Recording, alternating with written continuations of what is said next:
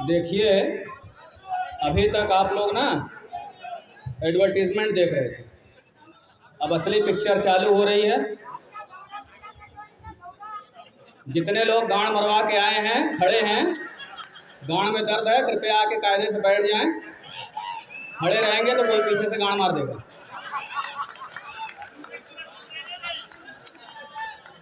और जितने मादरचोद कार्यक्रम छोड़ के चले गए,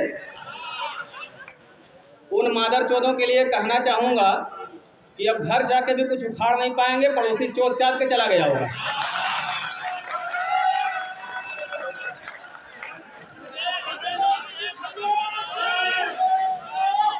मैं बनारस से होली की शुभकामनाओं के साथ कार्यक्रम प्रारंभ करता हूं। आप लोग आनंद लीजिए। मित्रों, ऐसा है कि आप लाड़ मत चाटिए, पहले पूरी बात सुनिए, बीच में मत बोलिए। बीच वालों से दुनिया परेशान रहती है। एक और रहिए, ये बनारस की चीज आप लोगों के सामने, तो कृपया एक बार नारा लगाएंगे, हर हर महादेव।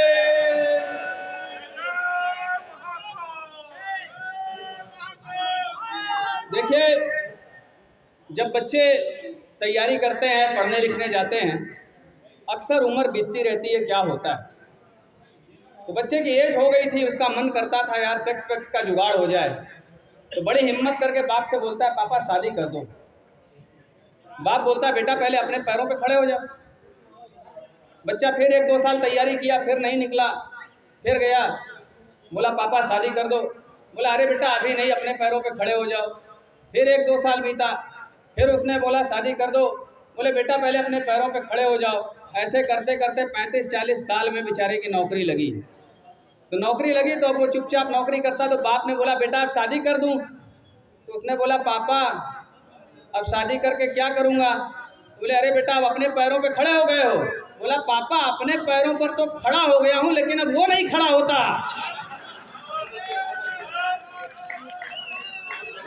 तो बाप ने बोला बेटा कोई बात नहीं, मेरा एक दोस्त है वो डॉक्टर है, उससे जाके मिलो, वो तुम्हारी प्रॉब्लम दूर करेगा। तो वो गया, वो सेक्सोलॉजिस्ट था, तो उसके पास गया, उसने अपनी प्रॉब्लम बताई कि डॉक्टर साहब खड़ा नहीं होता है। तो डॉक्टर ने बोला बेटा चिंता करने की कोई बात नहीं, सही जगह आए हो। तुम एक भैंस का बछड़ा देख लो, कहीं पर जुगाड़ करो और अपने कैपिटल एल में दूध लगा के उसको चुसाओ, तुम्हारा काम करने लगेगा थोड़ी देर के बाद। तो लड़का यह नुस्खा लेकर आया, उसने प्रयोग किया। 3-4 महीने के बाद मार्केट में डॉक्टर से मिल गया, तो डॉक्टर ने पहचान लिया। बोला बेटे आप कैसे हो, शादीशुदा जिंदगी कैसी चल रही है। तो उसने कहा डॉक्टर साहब घंटा शादीशुदा जिंदगी, मैंने एक बछड़ा पाल लिया है, ज़्यादा मज़ा है। वाह बहुत बढ़िया। अच्छा आम्बेडकर जी अब तो बेचारे बुजुर्ग हो गए हैं, हालांकि इन्होंने बहुत अच्छी ओपनिंग की, अच्छे आर्टिस्ट हैं। एक बार होटल में बैठे थे और खाना खा रहे थे, बगल में एक जोड़ा था पति पत्नी का, उन्होंने पूरा अक्खा मुर्गा मंगाया था। तो अक्खा मुर्गा मंगाया तो वाइफ ने उसका लेग पीस निकाला और बोला ये लीजिए जी आप ये लेग पीस लीजिए। अम्बेडकर जी ये देख के रोने लगे। तो वाइफ बोली अरे आप रो क्यों रहे, क्या हुआ क्या हुआ। तो बोले कुछ नहीं, मुझे अपनी पत्नी की याद आ गई, अब वो इस दुनिया में नहीं। तो बोले पत्नी की याद, क्या बात हुई। बोले नहीं मेरी बीवी थी ना, तो वो भी ऐसे टांग उठा उठा के देती थी।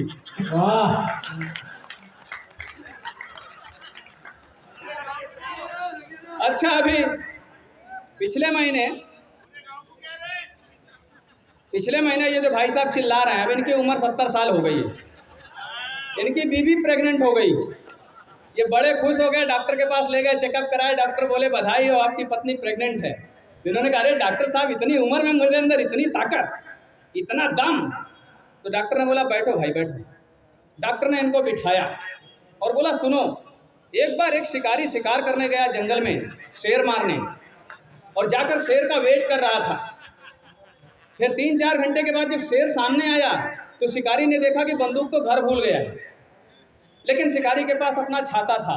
उसने छाता उठाया और सोचा शेर है, शेर तो डर जाएगा।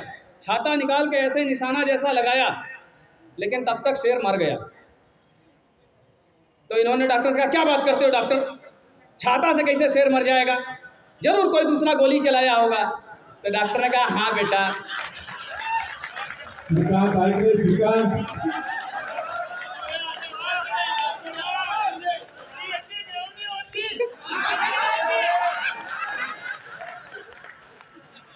अच्छा,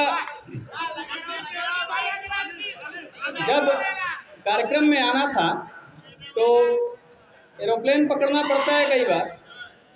एरोप्लेन में सबसे बढ़िया सीन वो होता है जब एयर हॉस्टेस आती है और बड़े स्टाइल से बताती है विमान में 2 द्वार आगे 2 द्वार पीछे। साला समझ में नहीं आता, हम लोग एक एक द्वार जानते हैं, वो 2 द्वार बताती है, फीलिंग कुछ दूसरा आने लगता है। एक बार थोड़ा पहले एयरपोर्ट पहुंचा तो लाउंज में 2 एयर हॉस्टेस बैठी थी और दोनों आपस में बातें कर रही थी। तो एक एयर हॉस्टेस ने बोला कि आज मैंने 3 घंटे की फ्लाइट में लगभग 200 लोगों की जान 3 बार बचाई। तो दूसरी ने बोला, कैसे, तुमने कैसे जान बचाया, और अगर जान बचाया तो तुम्हें तो इनाम मिलना चाहिए। तो उसने कहा, यार ऐसा है कि पायलट ने बोला कि जल्दी से मेरे साथ सेक्स करो, नहीं तो प्लेन को मैं क्रैश करा दूंगा। बात नहीं समझ में आई? देर में समझ में। खैर कोई बात नहीं, कभी कभार होता है। देखिए, मैं अक्सर पशुओं के बीच कार्यक्रम करता हूँ, कभी कभी मनुष्यों के बीच कार्यक्रम करने का अवसर मिलता है। एक बार मैं जंगल में इस तरह कार्यक्रम कर रहा था और सारे जानवर हंस रहे थे, लेकिन अभी जो अतिथि आए थे दोनों ना गधे, ये नहीं हंस रहे थे। तो मैं बड़े टेंशन में था। मैंने कहा, साला ये गधा क्यों नहीं हंस रहा है? तो मुझको लगा ज़्यादा इंटेलिजेंट होगा, समझदार होगा, बुद्धिजीवी होगा, इसलिए ये हंस नहीं रहा मादरचोद। 4 दिन के बाद धूप में घास चर रहा था, लगा हंसने, धूप में अकेले हंस रहा है। शेर ने देखा, डांटा, कहा, क्यों बे गधे, भोंसड़ी की आज कहाँ हंस रहा है? तो गधा बोला, महाराज जो 4 दिन पहले आवारा कविता सुना के गए थे अभी समझ में आई। और जब चूतिया पब्लिक को देखता हूँ तो उस गधे की याद आती है यार। एक बार जोर से ताली बजाइए। और अब 2020 के स्टाइल में बैटिंग करता हूँ। मैं समझ गया टेस्ट मैच का जमाना चला गया। ठीक है, जो भी आप लोगों की इच्छा हो आप लोग कर सकते हैं।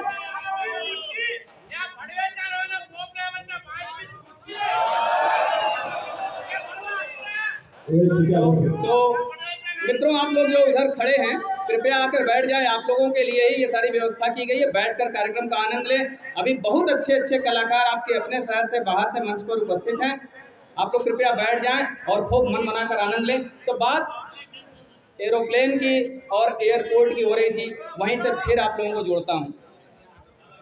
तो एरोप्लेन में जब फ्लाइट टेक ऑफ कर जाती है, क्यों चाचा, आपको क्या पता, घंटा एरोप्लेन में बैठे हैं, मुंडी हिला रहे हैं, मैं तो मजे ले रहा था।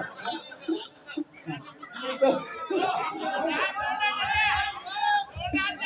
हाँ, आप बोल रहे हैं कि घंटा मालूम नहीं है, मैं एयरपोर्ट के पास ही रहता हूँ। वाह वाह, हाँ, एरोप्लेन कैसे उतरता है, कैसे चढ़ता है, वो देखता हूँ। ठीक, वेरी गुड। तो देखिए, आप लोग ये जो कोलाहल कर रहे हैं ना, मैं समझ रहा हूँ ये कोलाहल नहीं, अल्कोहल बोल रहा है। तो जब एरोप्लेन टेक ऑफ करने को होता है तो पायलट अनाउंस करता है अपने केबिन से बैठे बैठे कि कृपया आप लोग अपनी पेटी बांध लें, सेफ्टी बेल्ट लगा लें। और जब प्लेन ऊपर चला जाता है तो फिर अनाउंसमेंट होता है कि अब हम इतनी ऊंचाई पर उड़ रहे हैं और अब आप लोग अपनी पेटी खोल सकते हैं। ये अनाउंसमेंट करने के बाद माइक बंद कर दिया जाता है, लेकिन एक बार टेक्निकली मिस्टेक हुआ, भूल गया और उसने माइक नहीं बंद किया। तो को पायलट से, बगल वाले बैठे पायलट से उसने कहा, यार अब तो प्लेन ऑटो मोड पे उड़ रहा है, अब एक एकदम मस्त कड़क कॉफ़ी पीऊँगा और उसके बाद वो जो पतली वाली लंबी वाली एयर हॉस्टेस है ना, उसको जम के पी लूँगा। तो पूरा एरोप्लेन में आवाज़ आ गई और ये सुनते हुए एयर हॉस्टेस बड़ी तेज़ दौड़ी कि जाके माइक बंद कर दें, और दौड़ के जा रही थी और वो लड़खड़ा के गिर गई। तो ये बोले, बहुत आग लगी है, बहुत जल्दी है तुमको, सुना नहीं, पहले कॉफ़ी पिएगा तब तुमको पी लेगा, आराम से जाओ। तो एक बार एक दरोगा जी थे, उनकी गाली देने की बड़ी बुरी आदत थी। एक बार मुंशी ने उनको बोला, साहब चिट्ठी आई है। तो उन्होंने कहा, किस मादरचोद की है? तो मुंशी बोला, साहब आपकी है। तो दरोगा जी बोले, अरे मेरे कहने का मतलब है किस भोसड़ी वाले ने भेजा है? तो मुंशी बोला हुजूर आपके बाप ने भेजा है। अच्छा, उनकी शिकायत हो गई थी एसपी से, एसपी ऑफिस में बुला लिया दरोगा को। एसपी ने बोला कि दरोगा जी आपकी शिकायत आई है कि आप बहुत गाली देकर बात करते हैं। दरोगा ने बोला कौन मादरचोद भोसड़ी वाला कहता है सर कि मैं गाली देकर बात करता हूँ। अच्छा, मैं अभी एक गीत है, मैं एक कविता पढ़ता हूँ। है देश में बवाल तेरी माँ की चूत में, है देश में बवाल तेरी माँ की चूत में, खाते हो फ्राई दाल तेरी माँ की चूत में। और जनता को दाल भी यहाँ मुहाल हो गई, किससे करें सवाल तेरी माँ की चूत में।